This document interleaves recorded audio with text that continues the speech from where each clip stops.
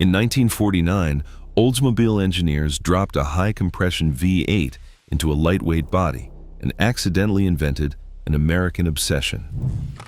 15 years later, a rebel named John DeLorean turned a $295 option package into 32,000 sales and an all-out horsepower war.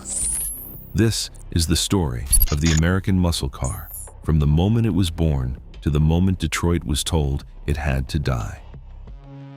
The Oldsmobile Rocket 88 rolled out in 1949, born from the hands of blue-collar engineers who had had enough of playing it safe.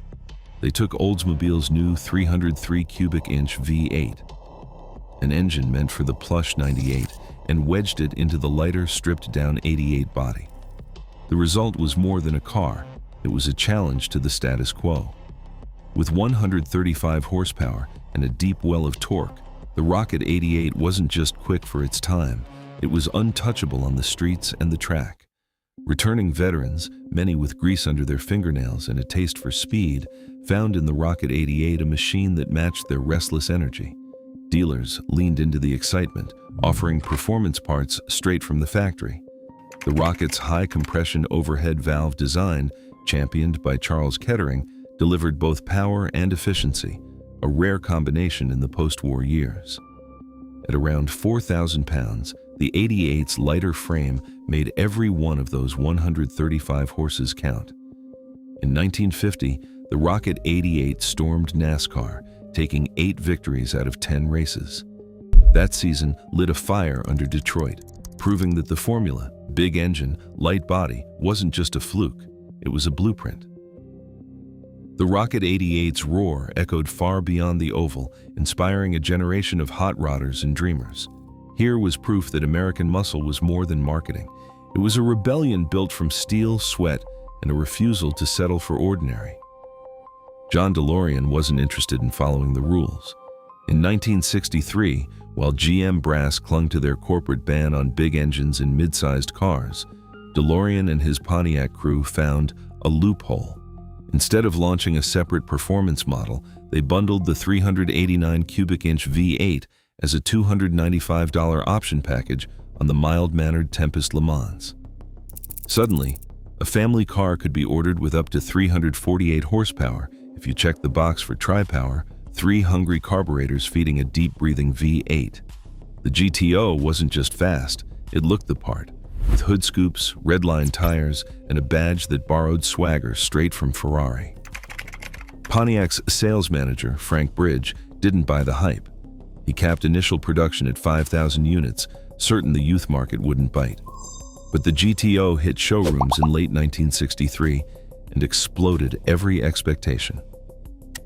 By the end of 1964, 32,450 GTO cars had found buyers, 6 times the conservative forecast. The car's reputation exploded on the street and at the strip, with quarter-mile times in the low 14-second range and 0 to 60 in under 7 seconds. The GTO's thunder reached Ford's boardrooms, and within months, the Mustang made its own debut, sparking a new kind of arms race in Detroit. What started as a rebellious option package had set off a horsepower war, and every automaker was now scrambling to catch up. Detroit's factories roared through the late 1960s, chasing one number: horsepower. By 1967, the gloves were off. Engineers and racers pushed every limit, stuffing ever bigger V8s into mid-size frames, each year outdoing the last. The 426 Hemi thundered out of Chrysler's Skunk Works, a hemispherical head monster born for NASCAR, then unleashed on the street in the Plymouth Roadrunner and the Dodge Charger. Officially rated at 425 horsepower, the Hemi's true output whispered higher, its cam profile and dual 4-barrels built for quarter-mile glory. Ford answered with the 428 Cobra Jet, Chevrolet fired back with the L78 396, but the real legend was brewing in Chevrolet's Chevelle SS. In 1970, the Chevelle SS 454 LS6 hit the streets. Advertised at 450 horsepower, with torque peaking at 500 pound-feet, the LS6's solid lifter big block was factory-built for drag racing. Owners and tuners knew the numbers were conservative. Dyno pulls and street legends put the real figure closer to 500 horses. Magazine testers clocked quarter-mile times in the low 13 seconds, sometimes even dipping into the high 12 seconds with slicks and a brave right foot. The LS6, the Hemi Cuda, and the Boss 429 Mustang became instant icons, each a rolling challenge to the next kid at the stoplight. Showrooms became battlegrounds. Dealers offered special order packages, factory-backed drag parts, and under-the-counter tweaks. Drag strips filled with factory-backed cars, decals blazing, engines screaming through open headers. For a brief, glorious moment, horsepower was cheap. The line between street and strip nearly erased. The chase for speed was all that mattered, until the world changed. In 1972, a single line in the spec sheets sent shockwaves through Detroit. Horsepower ratings, once the currency of bragging rights, were no longer measured by the old gross standard. Now, engines were rated NET, with all accessories and emissions gear attached, and the numbers plummeted overnight. The 1970 Chevelle SS 454 once boasted 450 horsepower. By 1972, its successor barely showed 270 on paper. The truth was more than a technicality. Federal regulators, armed with the Clean Air Act, demanded cleaner exhaust and lower emissions. Carmakers scrambled to fit air pumps, EGR valves, and later catalytic converters. Each fix choked out a little more power. Insurance companies saw the carnage coming. By 1971, surcharges for high horsepower cars doubled or tripled premiums for young drivers. Suddenly, a GTO or Hemi Cuda was not just expensive to fuel, it was nearly impossible to insure. Then, in late 1973, the OPEC oil embargo hit. Gas prices quadrupled, lines snaked for blocks, and overnight Americans turned their backs on thirsty V8 engines. Performance was out, and fuel economy was in. Muscle car sales collapsed. Models like the Roadrunner and Chevelle SS faded or disappeared. By 1975, the horsepower war was finished, not with a bang, but with a slow, painful retreat. The age of raw Detroit muscle was over, driven off the road by regulators, insurers, and the cold math of the gas pump. Detroit's muscle car dream didn't die with the oil crisis. It adapted, clawing for relevance in a decade stacked against it. In 1987, Buick engineers, working in the shadows of shrinking V8 engines and tightening emissions rules, unleashed the GNX. Under its blacked-out skin, a turbocharged 3.8-liter V6, intercooled and computer-controlled, pushed out 276 horsepower and a crushing 360 pound-feet of torque. The GNX ran 0 to 60 in 5 seconds flat, quicker than any Corvette or Mustang of its day, and tore through the quarter mile in 13.5 seconds. Only 547 were built, each a hand-finished statement that American ingenuity could still outgun the odds. Meanwhile, the Fox body Mustang kept the V8 flame alive.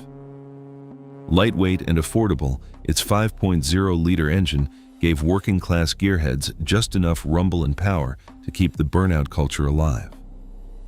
Through turbochargers, computer chips, and sheer stubbornness, the spirit of muscle survived, waiting for its next shot at glory.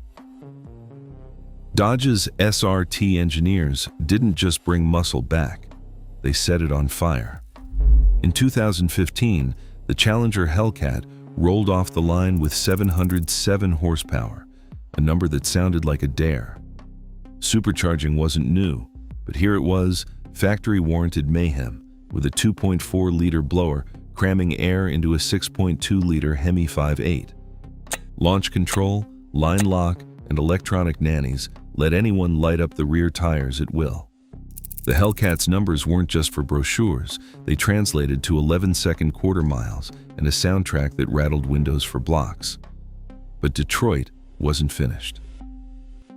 In 2023, the Demon 170 hit the streets with a jaw-dropping 1,025 horsepower on E85, an all-time record for a street-legal production V8. Engineers beefed up the internals, bolted on a massive 3-liter supercharger, and fitted drag radials straight from the factory. 0 to 60 miles per hour in 1.66 seconds, quarter mile in under 9 seconds. The Demon didn't just break the rules, it laughed at them. This was the muscle car's last stand, a final, unapologetic blast of supercharged fury. Detroit's giants are closing the books on legends. Chevrolet is ending Camaro production, a name that once set the streets on fire. Dodge is retiring its V8 engines, the same engines that thundered down Woodward Avenue and filled the air with the smell of burnt rubber. In their place, a new breed is rolling in. Electric muscle, silent but brutally quick.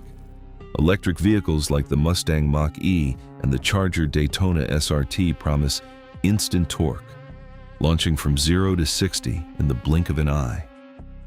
On paper, they can outgun yesterday's icons. But the question hangs in the air. Can a muscle car still be a muscle car without the roar, the shake, the gasoline heartbeat? The era that began with wrenches and gasoline now faces a crossroads, and the soul of American muscle is up for debate. Detroit's muscle still rumbles, even as the age of gasoline gives way to volts and algorithms. The battle for raw power now faces a new frontier. What comes next will test the soul of American performance. The legend isn't parked. It's waiting at the next green light.